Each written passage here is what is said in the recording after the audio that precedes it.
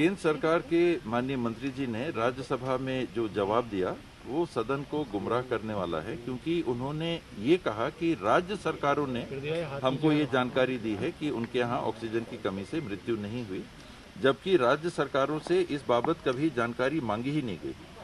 ना जो आईसीएमआर का प्रोफार्मा है जिसमें हमको जानकारी देना रहता है पर डे कि कितनी आपके यहाँ कोरोना से मृत्यु हुई, किस तारीख को मृत्यु हुई, नाम इत्यादि भी भेजे जाते हैं, उम्र भेजा जाता है जो जानकारियों का कॉलम है, और दो मुख्य शीर्ष में जानकारी मांगी जाती है। एक केवल कोरोना से अगर ग्रसित था व्यक्ति और उनकी मृत्यु हुई, और दूसरा अगर कोमॉर्बिडिटीज थी, 20 अन्य बीमारियां उसमें चिन्हांकित हैं कि आपको कोरोना भी हुआ और पहले से ये 20 बीमारियां, ब्लड प्रेशर हो गया, हार्ट ट्रबल हो गया, कैंसर हो गया, हाइपरटेंशन हो गया इत्यादि, अगर ये बीमारियां भी आपको पहले से थी और कोरोना भी हो गया तो कितने लोगों की मृत्यु हुई।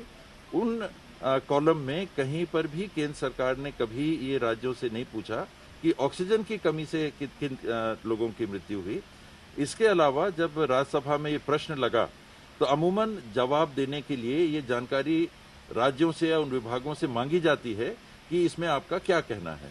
तो उस समय भी केंद्र सरकार ने राज्यों से इस बाबत उस प्रोफार्मा के अतिरिक्त ये जानकारी कभी नहीं पूछी कि क्या आपके यहाँ ऑक्सीजन से कमी की मृत्यु हुई कि नहीं। तो ये एक अलग मुद्दा है कि राज्यसभा को गुमराह किया।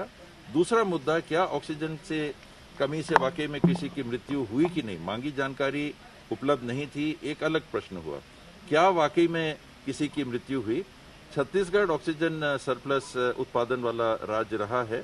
388.87 मीट्रिक टन एक दिन में उत्पादन की हमारी क्षमता आंकी गई है, और पीक रिक्वायरमेंट 26 अप्रैल को आया था जब 180 मीट्रिक टन छत्तीसगढ़ की आवश्यकता थी।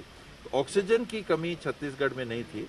ऑक्सीजन अस्पतालों तक पहुंचाना जो छत्तीसगढ़ सरकार की जवाबदारी थी और है, ऑक्सीजन नहीं पहुंचा पाने के कारण किसी व्यक्ति की मृत्यु हुई, ऐसा रिकॉर्ड में हमारे पास ना निजी अस्पताल से कोई जानकारी है, ना सरकारी अस्पतालों से कोई जानकारी है।